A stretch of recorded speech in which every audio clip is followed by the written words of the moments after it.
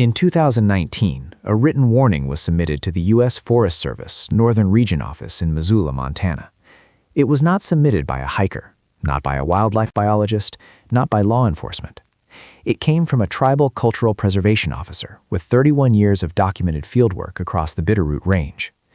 The document was 4 pages, single-spaced. It referenced GPS coordinates, behavioral observations, and 3 prior incident reports filed by separate parties over a 5-year period. It requested the formal restriction of human access to a specific half-mile corridor within the pass system northeast of St. Mary's Peak, elevation 9,351 feet. The Forest Service acknowledged receipt. They did not classify it. They did not dismiss it either. What they did, quietly, without public notice, 14 months later, was reroute 2 permitted hiking trails away from that corridor. No environmental impact filing, no public comment period, no explanation posted to the trail registry. The reroute still stands. The warning letter still exists in the Northern Region Administrative Archive. It is obtainable through a standard public records request. The language in it is not dramatic. It does not use the word monster. It does not invoke ceremony or prophecy. What it does use in the second paragraph is a specific Salish term, one that translates most accurately, according to the Tribal Language Preservation Board, as the thing that selects. Not hunts, not attacks, selects. That distinction is not semantic. According to the man who wrote the letter, it is the most operationally important word in the entire document. His name is Leonard Swiftwind, and this account is his. Leonard Swiftwind was born in 1958 on the Flathead Indian Reservation in northwestern Montana. He is not a storyteller by profession. He is not a spiritual leader. He holds no ceremonial title within the Confederated Salish and Kootenai tribes. What he holds is a Bachelor of Science in Environmental Studies from the University of Montana, a graduate certificate in Indigenous Cultural Resource Management from the University of Arizona, and 31 years of documented service as a cultural preservation officer, a role that is bureaucratic in nature, fieldwork heavy in practice, and legally recognized under the National Historic Preservation Act, Section 106. His job, in operational terms, is to locate, document, and protect culturally significant sites on federal and tribal land. He files reports, he testifies in land use hearings, he cross-references oral tradition with geographic survey data. He has done this approximately 2,400 times across his career, by his own logged count. He is not given to exaggeration. That assessment does not come from him.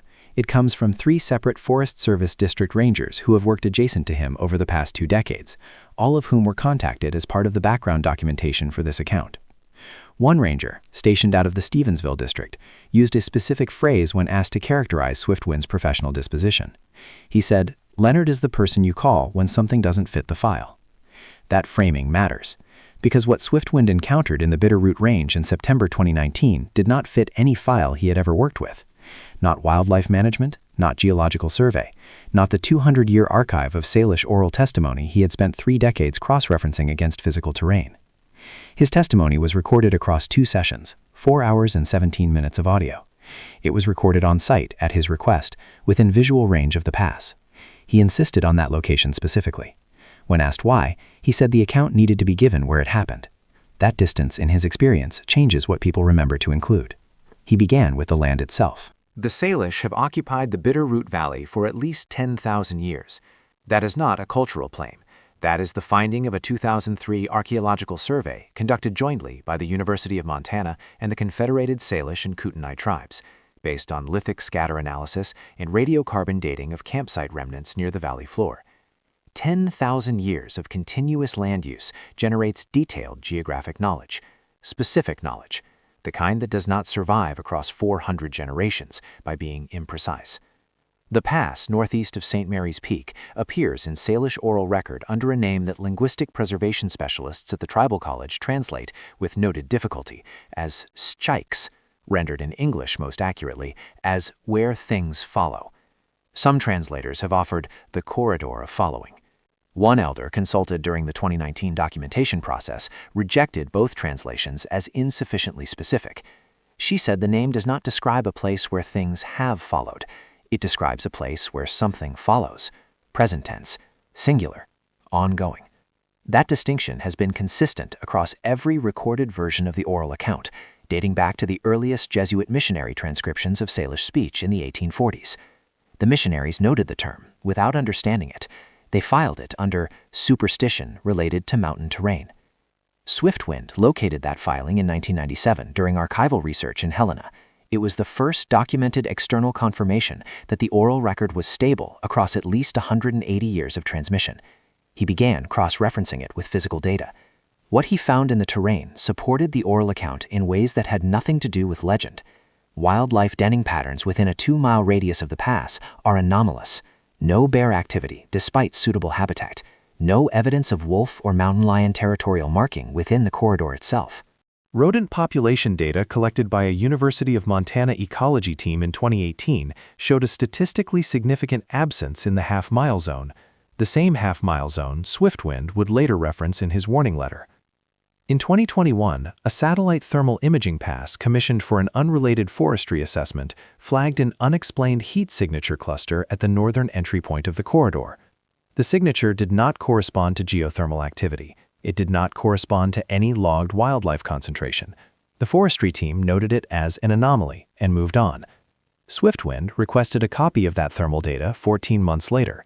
It confirmed the location of every incident that had already been reported to the ranger station, to the quarter-mile. Between 2017 and 2022, 7 separate parties passed through the corridor northeast of St. Mary's Peak. 3 of them filed written reports with the Stevensville Ranger District afterward. They did not know each other. They hiked the corridor in different seasons, under different conditions, with different group compositions. One was a solo photographer. One was a family of 4. One was a 2-person geology survey team contracted by a private land assessment firm. Their reports share 3 elements with a consistency that Swiftwind, when presented with all 3 simultaneously, described as statistically improbable for unconnected observers. The first, directional sound distortion. All 3 accounts describe a specific auditory experience, sound arriving from the wrong direction, voices appearing to come from above when the source was lateral, footsteps seeming to originate ahead when the party was alone. The geology team noted it in technical language, describing it as possible acoustic reflection off the rock face. The photographer described it more plainly. He wrote in his filed report, "I kept turning around because I was certain someone was behind me. There was no one." The second, temperature drop. All 3 parties recorded or estimated a sudden temperature decrease within the same 0.4-mile stretch of the corridor. The family of 4 noted it in their report as surprising enough that they stopped to add layers. The geology team carried a field thermometer. They logged an 11-degree Fahrenheit drop over approximately 200 meters of trail. No weather event was recorded for that date. No topographical feature in that section accounts for sustained cold air pooling at that gradient. The third element is the one Swiftwind spent the longest time discussing during his recorded testimony. Silence. Not quiet, not reduced noise, complete and total absence of insect sound. The Bitterroot Range in summer carries a consistent ambient insect layer. Beetles, flies, mosquitoes, moths. The acoustic baseline of any forested corridor at that elevation is well documented by field ecologists. The 0.4-mile stretch within the pass produces none of it. The photographer noted it first in his report, almost as an afterthought. He wrote, "The bugs stopped exactly where the cold started. I don't know what that means, but it felt like a boundary." The geology team did not mention it in their formal report, but in a follow-up call initiated by the Ranger District, one of the 2 surveyors mentioned it unprompted. She said they had both noticed it.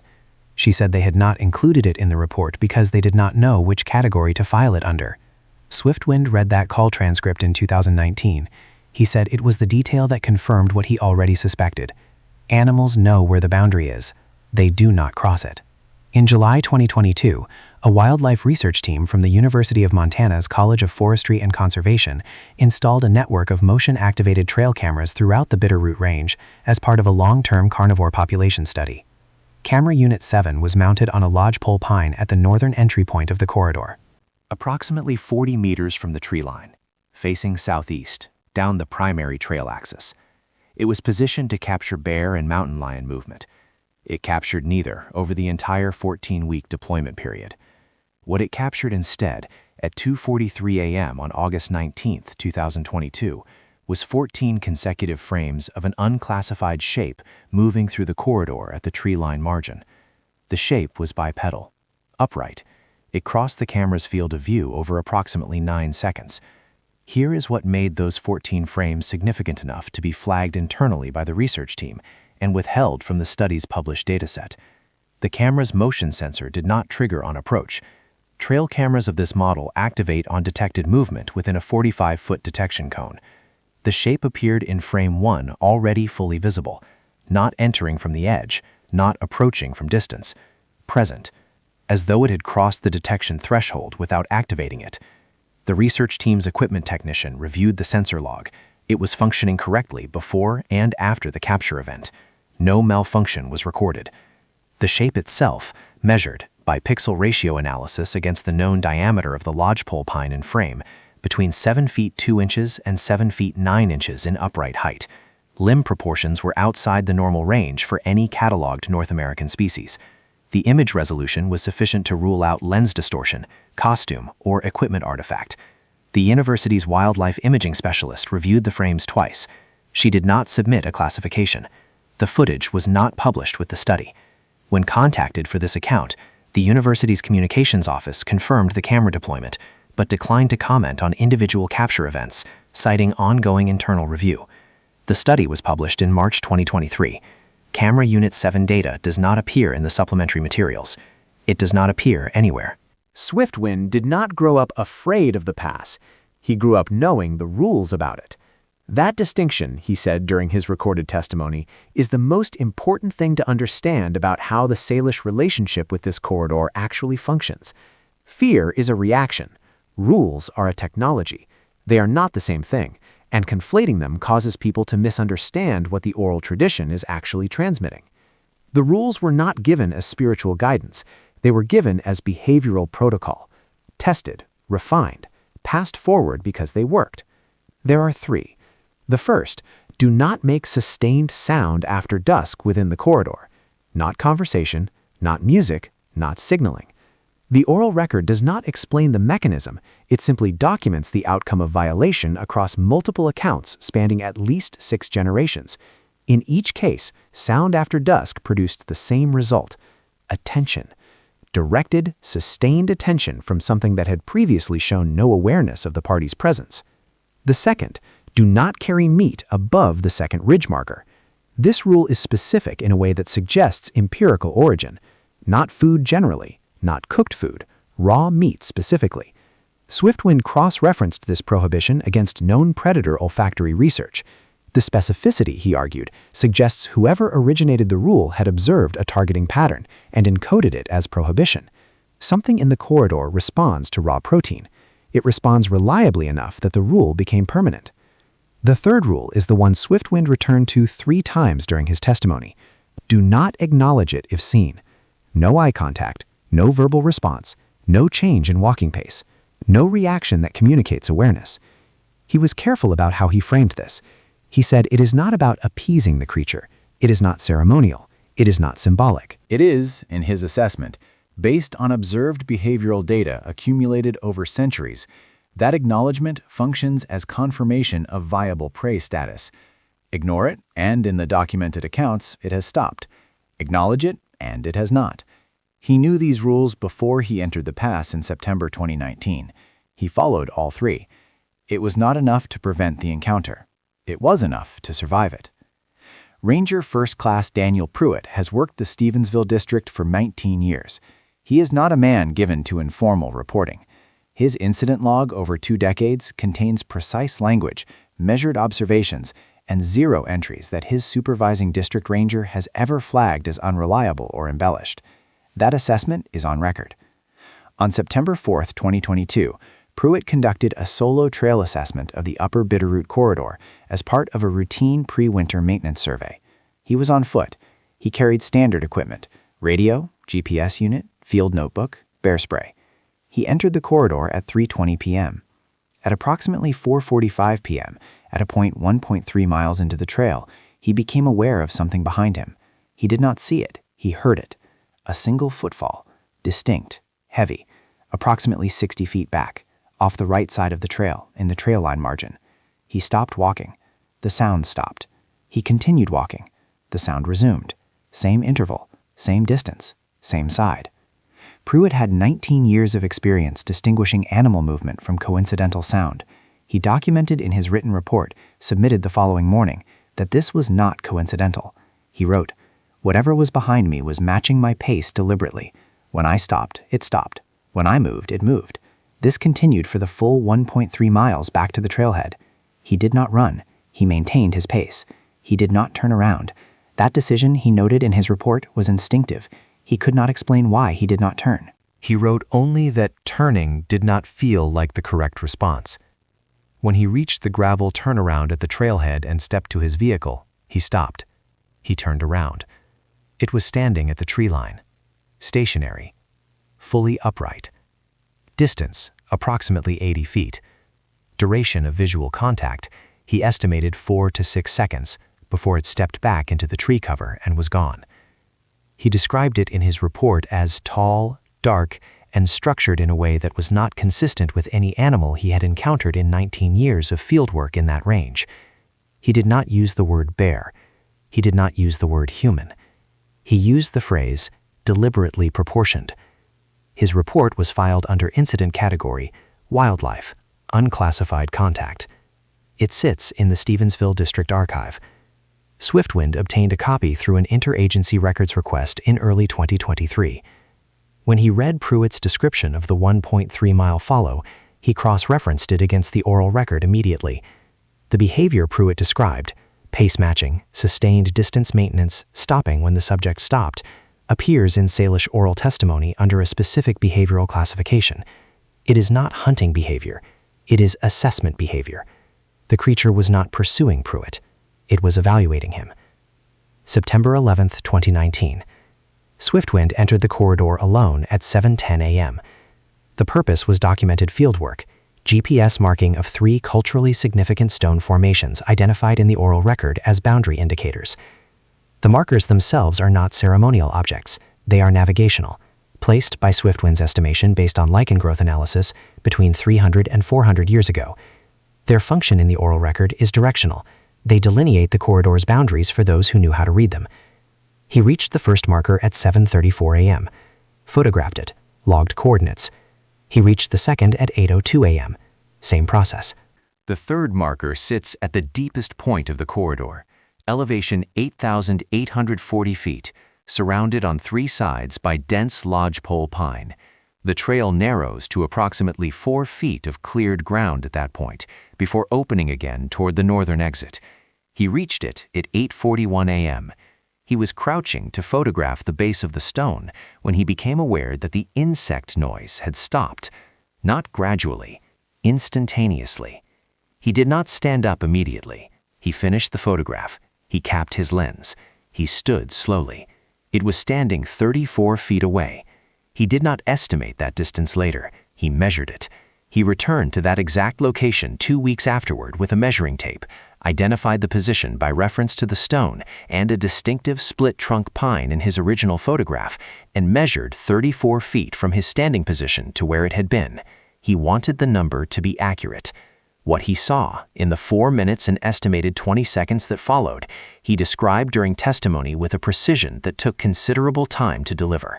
Height, between 7 and 8 feet upright, not estimated from fear, estimated against the split-trunk pine, which he later measured at 6 feet 4 inches to the first branch fork.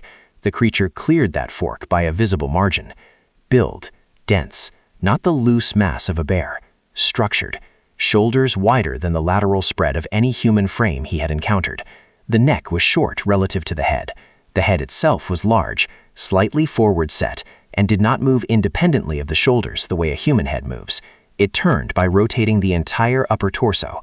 Color, not uniform, dark across the upper body, transitioning to a lighter, almost gray-brown tone at the lower limbs. The surface was not smooth. It was not fur in the conventional sense. Swiftwind used the word layered. He said it several times. Layered, like something that had accumulated rather than grown. It did not make sound. It did not advance. It stood at 34 feet, and it watched him. Swiftwind did not run. He did not speak. He did not make eye contact. He fixed his gaze at the creature's chest, close enough to maintain spatial awareness, far enough to avoid direct acknowledgement. He had known the third rule since childhood. He began walking, slowly, along the trail toward the northern exit, which required him to move laterally across the creature's field of position before turning away from it. Those lateral steps, he said, were the most difficult physical act of his life, not because of fear alone, because every survival instinct he possessed was generating the opposite instruction. He took them anyway. At 15 feet of lateral distance, he turned north and walked. He did not look back. He reached the northern exit at 9:06 a.m. He documented the time in his field notebook while still walking. He did not stop moving for another quarter mile. What he recorded in that notebook that morning, before he reached his vehicle, before he called anyone, before he filed anything, was a single line beneath the timestamp. It did not follow. 4 words. He interpreted them in the context of the third rule in 200 years of oral record as confirmation.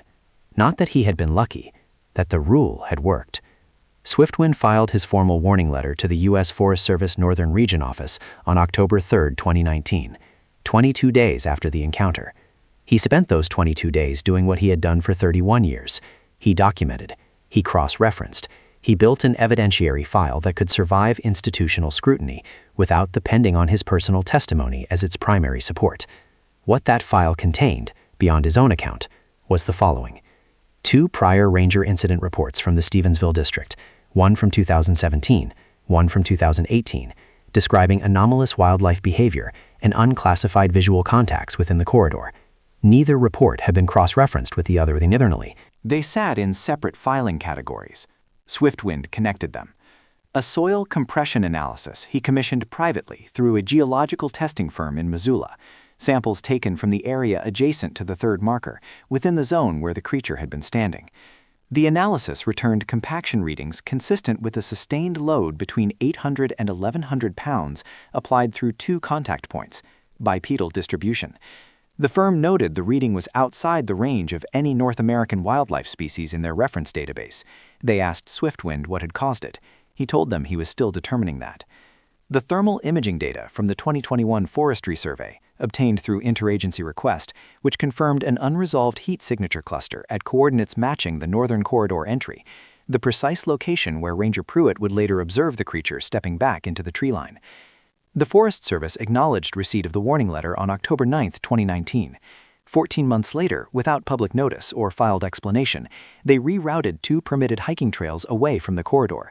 The reroute added 2.3 miles to each trail. No hiker has complained. Most do not know why the trails were changed. The Forest Service has not said. The half-mile corridor northeast of St. Mary's Peak carries no official closure designation. There is no sign, no barrier, no entry prohibition logged in the Stevensville District Public Access Registry. It is open, on paper, to any permitted hiker who chooses to walk it. Leonard Swiftwind returned to the corridor once after September 2019. He has not disclosed the date of that visit. He has not described what he observed. When asked directly during the second session of his recorded testimony, he paused for 11 seconds before responding. He said only this: "The boundary is the same. The rules still apply." And whatever assessment the creature made of him in 2019, he believes it was not forgotten. He does not return to the corridor. He does not advise others to enter it. His warning letter remains in the Northern Region Archive, unclassified, unresolved, administratively acknowledged, and institutionally set aside in the way that agencies set aside things they cannot categorize without consequence. The thermal anomaly flagged in the 2021 Forestry Survey has been redetected in 2 subsequent satellite passes. It has not diminished. It has not moved. Camera Unit 7 data from the University of Montana study remains absent from all published materials. The soil compaction readings from the third marker site have not been formally disputed. The corridor is quiet. The insects do not cross its boundary. Neither does anything else that understands, by instinct or by instruction, what the Salish have known for 200 years. Something is still there. It is still selecting.